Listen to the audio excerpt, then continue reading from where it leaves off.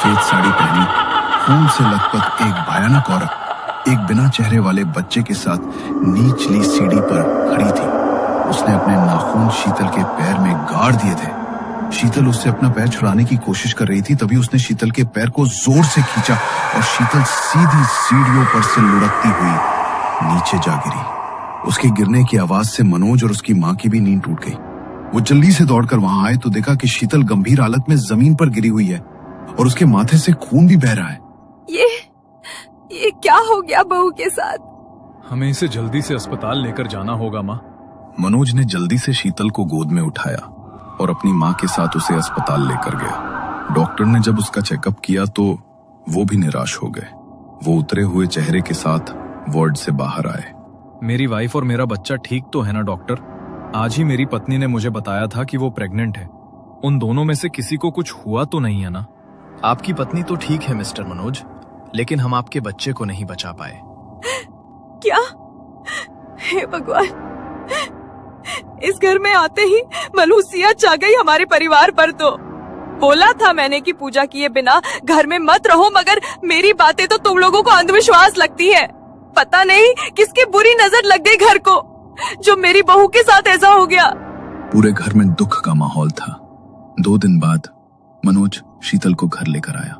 एक तो पहले ही शादी के कई सालों बाद शीतल को यह खुशी मिली थी और वो खुशी उसकी झोली में आते ही उससे छिन गई। इसलिए उसके दिमाग पर बहुत गहरा असर पड़ा था। वो किसी से कोई बात भी नहीं कर रही थी।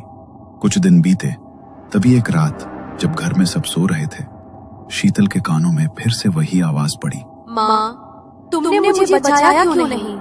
तुमने मुझे मरने क्यों दिया? तुमने मुझे मरने दिया ना? तो अब तुम्हें भी जिंदा रहने का कोई हक नहीं है। मैं तुम्हें भी मार दूंगा। अचानक शीतल हड़बड़ाकर उठी तो उसने देखा कि उसके सामने वही औरत उस बच्चे के साथ खड़ी हुई है। वो धीरे धीरे शीतल की तरफ बढ़े। उस औरत ने अपने लंबे गंदे पहने नाखूनों से उसकी गर्दन के मांस को नोच डाला। दर्द के मारे शीतल जोर से चिल्लाई तो बगल में सो रहे मनोज की नींद टूट गई। उसने देखा तो शीतल की गर्दन से लगातार खून बह रहा था और शीतल अपनी बाईं ओर देखकर घबरा रही थी। मनोज ने जल्दी से कमरे की लाइट ऑन की।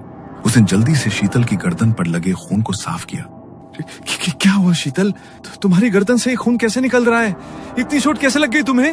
वो औरत और उसका बच्चा, उन दोनों ने पहले हमारे बच्चे को मार डाला मनोज, और अब वो मेरे पीछे पड़े।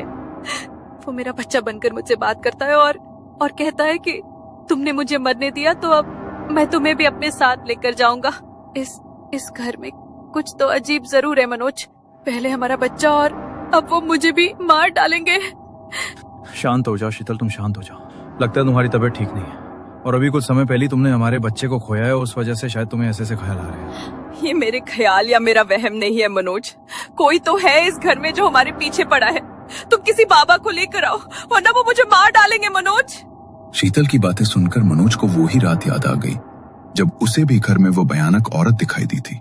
इससे पहले कि मनोज शीतल को कुछ बोलता, मनोज की माँ कमरे में आरती की थाली लिए आई। अरे माँ, तुम इतनी रात को यहाँ पर आरती की थाली लेके क्यों आई हो? मतलब ये पूजा पाठ का कौन सा समय है? इस घर में पूजा पाठ ना हो सके इसलिए तो अभी तक मंदिर की स्थापना नहीं होने दी किसी ने। बहुत अजीब अजीब से ख्याल आ रहे थे मेरे मन में, इसलिए भगवान का नाम लेकर ही मैंने दीपक जला दिया। पूरे घर में लोबान का धुआं करना है। कुछ तो है इस घर में जो नुकसान पहुंचाना चाहता है हमें। मनोज की माँ जब कमरे में आरती की थाली लेकर आई और उन्होंने वहां लोबान का धुआं दिया, तब मनोज की नजर सामने आईने पर पड़ी तो वही औरत एक बच्चे के साथ बुरी तरह तड़प रही थी और अचानक वहां से कहीं गायब हो गई। मनोज को पूरा यकीन हो गया कि घर में कुछ न कुछ गड़बड़ जरूर है। अगले दिन वो हनुमान जी के मंदिर गया और वहां उसने पंडित जी को सारी बात बताई। अगर ऐसी बात है तो कोई सिद्ध तांत्रिक ही इसमें तुम्हारी मदद कर सकता है। हमें मंत्रों का ज्ञान है लेकिन तंत्र का नहीं, इसलिए इस सब में हम तुम्हारी कोई मदद नहीं कर सकते बेटा। मगर हाँ, तुम्हारे परिवार की सुरक्षा के लिए ये लाल धागा तुम्हें दे रहे हैं। इसे अपने गले में पहन लेना, ये तुम्हारी रक्षा करेगा। और ये हनुमान जी की मूर्ति का सिंदूर है।